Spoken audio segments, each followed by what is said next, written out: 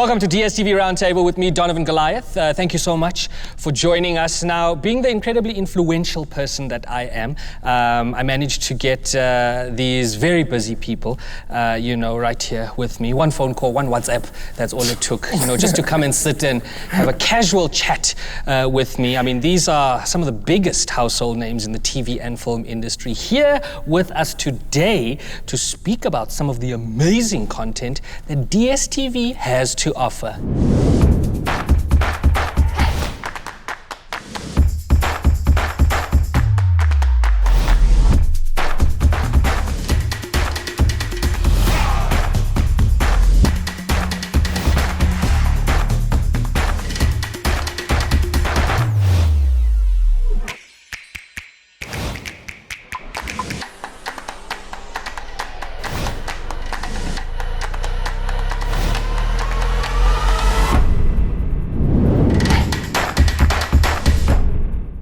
Interesting question.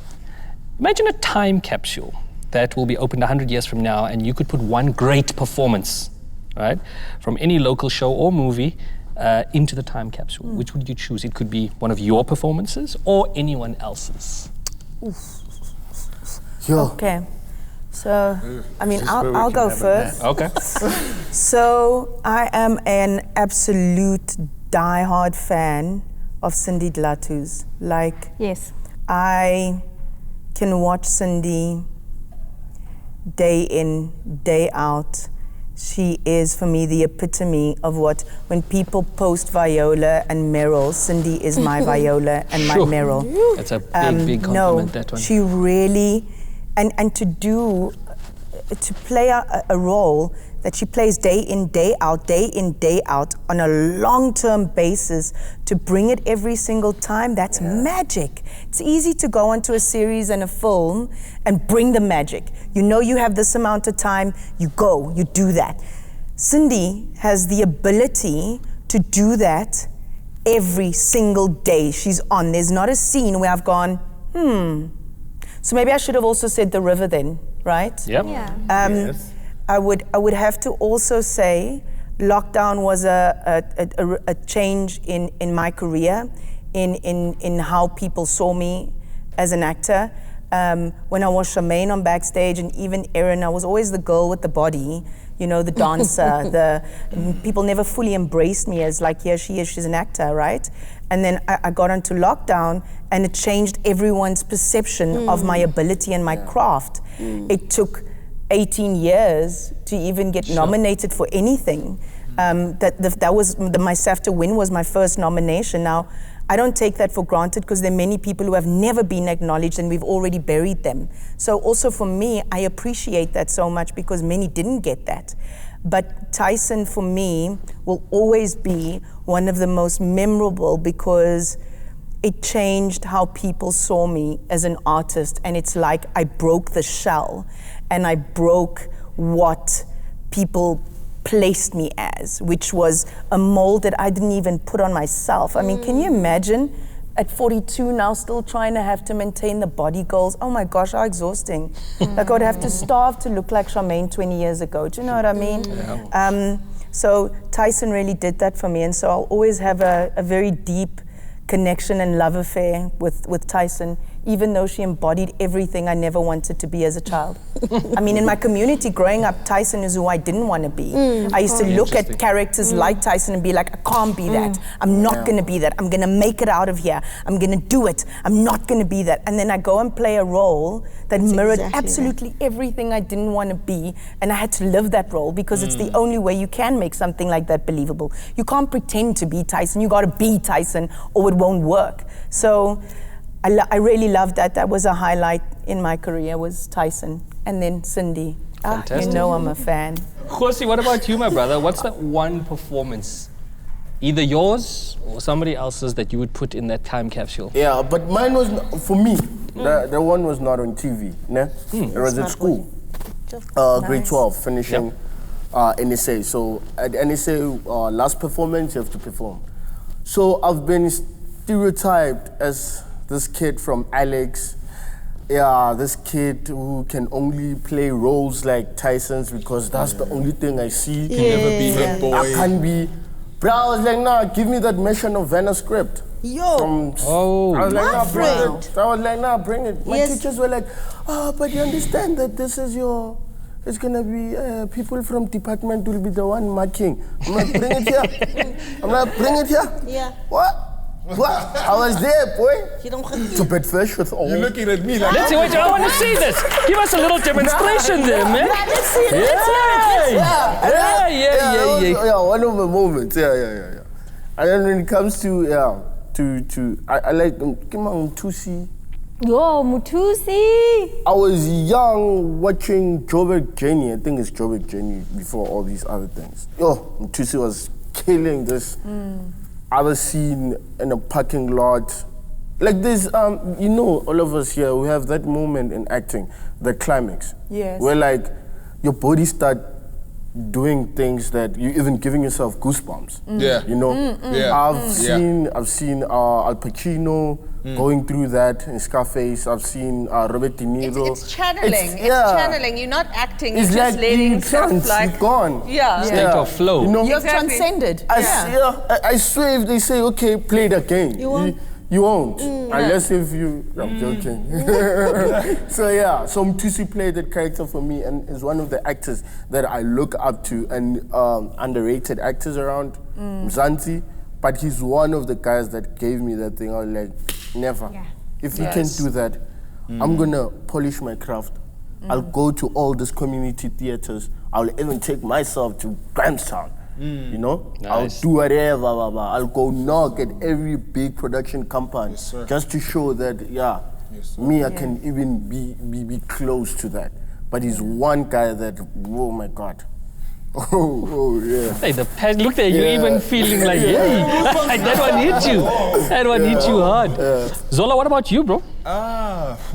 Okay. I'm gonna seem very egotistical for some reason, but the reason why I'm saying it's my performance on Vula Vala, but the big moment is in later episodes, and reason why I'm saying I would take that and put it in a capsule for like in 100 years and all of that is because I would love to tell the previous generations that this is the damage that happens when fathers don't love their sons, when they don't treat them well. This is what happens to black men that don't love their black sons.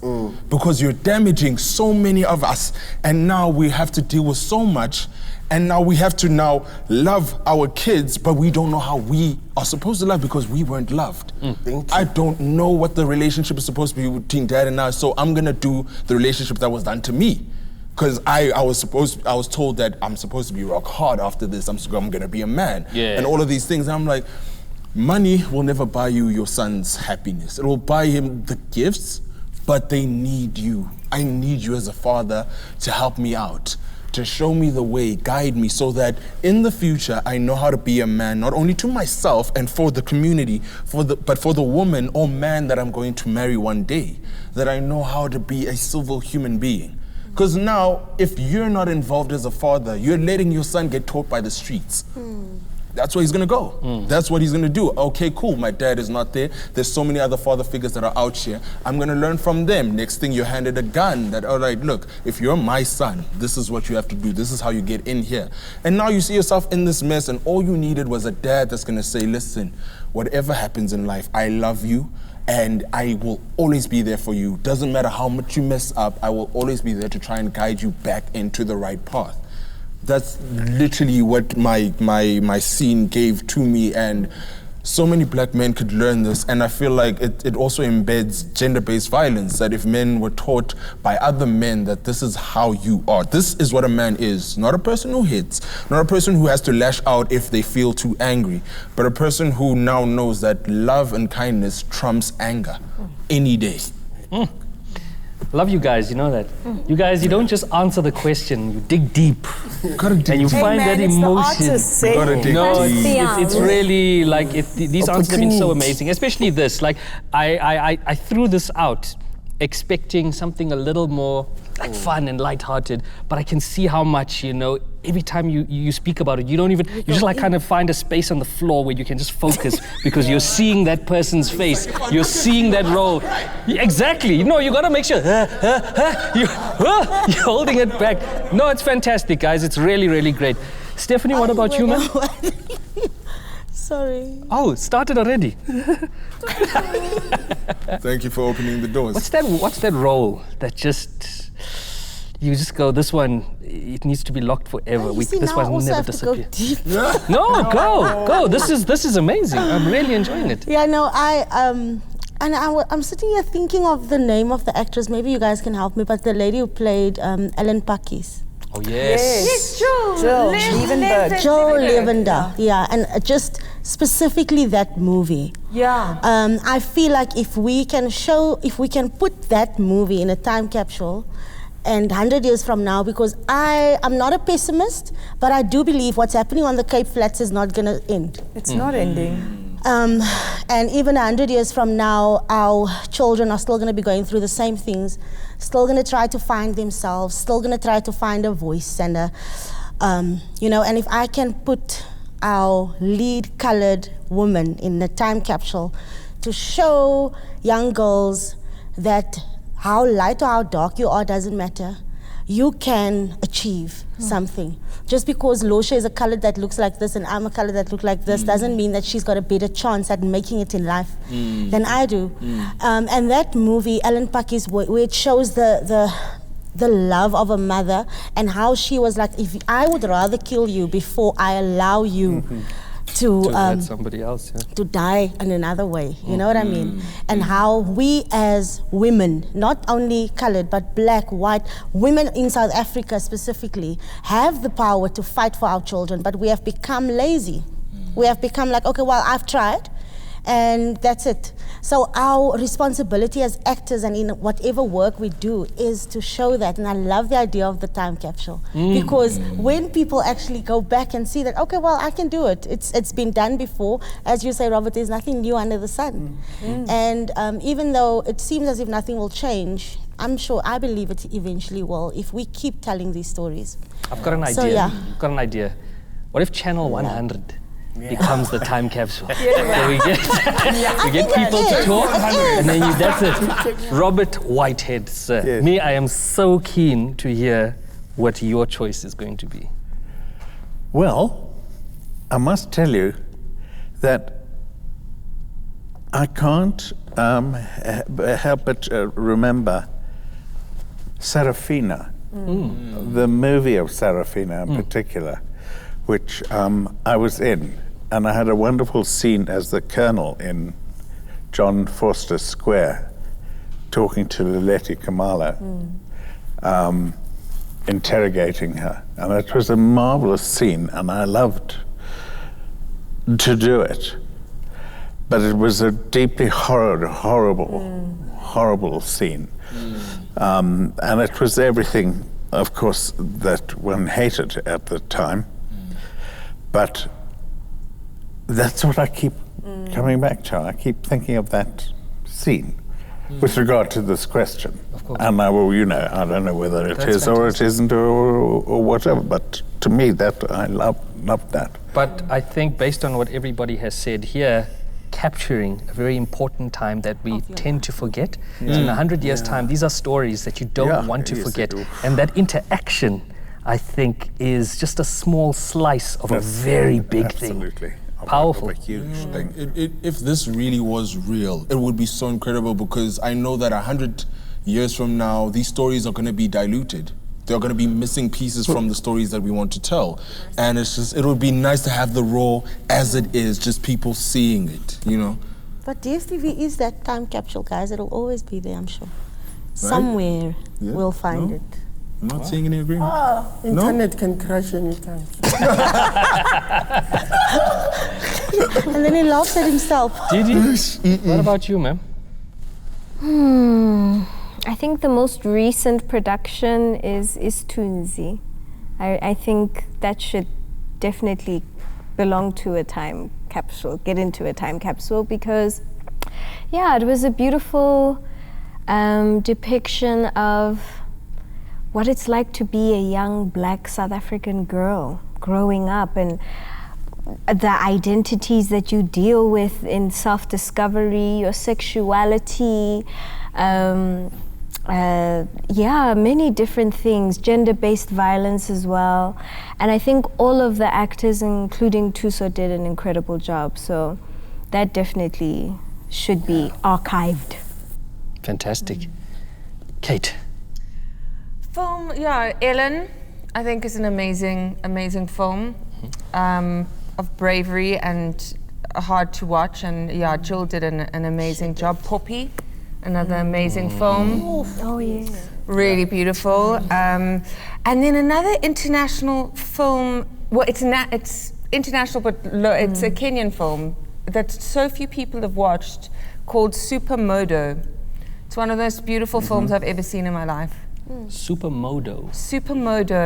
It's about a little girl, and it was on Showmax, and I'm not sure if it's still on, but if it, put it back on. If it's off there, then put it back on. It's about a little girl who is diagnosed with terminal cancer, and she's obsessed with superheroes.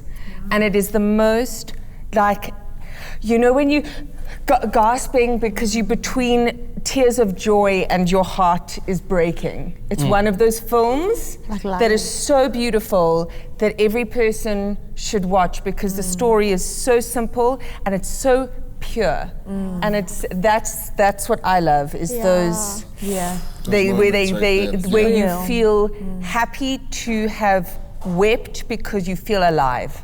Like Lion was like that for me. Yeah. Such beauty, Those three films I think are great African storytelling. I love them. Yeah. Great performances, great What's script. your time capsule? Yeah. I was hoping you weren't going to ask me that question. Oh, what is it? What is it, Brie? Can we swap chairs for a minute? Yes, Lorcia. You want to swap chairs? Yeah. Just for a minute? No. Gosh, to keep all of this together. You know, I'm listening to all of you speak, and I've been thinking about this. You know, and definitely the Missy video with me in it. We're gonna redo it. As controversial as it may be, I guess, in the comment section when this comes out, Inxeba for me was it's seldom that I watch a movie that makes me feel a type of way. And there was something about the production of Inxeba that made me feel like a voyeur. I felt like I was there. And it's that they stripped away music and almost ramped up breaths. So it felt so visceral. Even now I'm feeling like, you know, there were scenes, the intimate scenes where I was like, you know, it's like you're right there. There's focus on the sweat. It's like they ramped up the contrast and everything to really put me in that scene and feel for this person. Right. And I was just, you know, when obviously the controversy happened around it, you know, there were all of these things that happened. I just didn't know how I felt about it, because there were two sides to it. I could respect that people were up in arms about this this is a very protected thing, you know, and it was now being exposed. Exactly.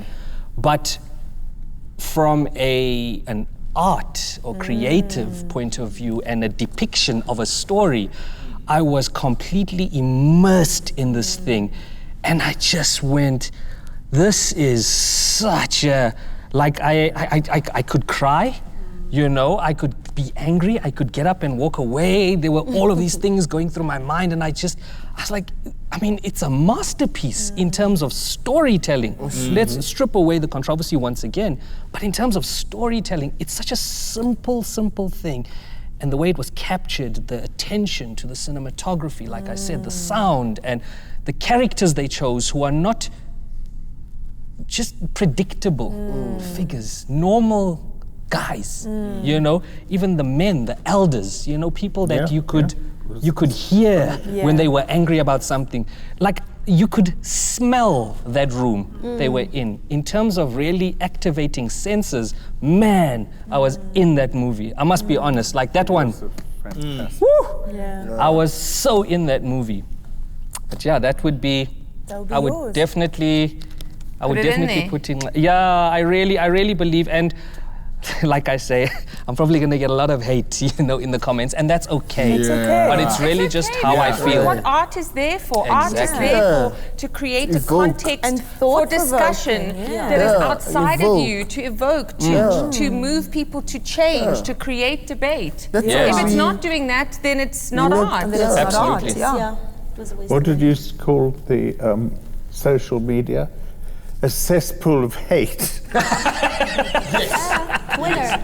The cesspool The of hate. cesspool. Yes, yes. Consistent hate and comparison. It'll basically. get there. It'll definitely. Social, whatever. I think, what would be interesting actually is, to you guys watching this, it would be really interesting to see in the comments section. Let us know what you guys would put in the time capsule. What is that one performance? Who is that one performer, who you feel needs to be remembered forever? It would be really interesting to see where people go with it. Amazing. Yes. Guys, thank you so much for sharing. And thank you to you guys once again for tuning in. This has been DStv Roundtable. Please do like, comment, and subscribe. Let us know in the comment section who you would like to see in these seats. Please do go and watch their shows, obviously on TV and on the DStv app, which you can download. The link in the description is here. Click on that, download the app. Please do go and check it out. It's the future right here. And I really do believe that all of you deserve to be in that time capsule as well. All right. Absolutely. Okay, I'll jump. Take care. Bye. Someone hit me right here.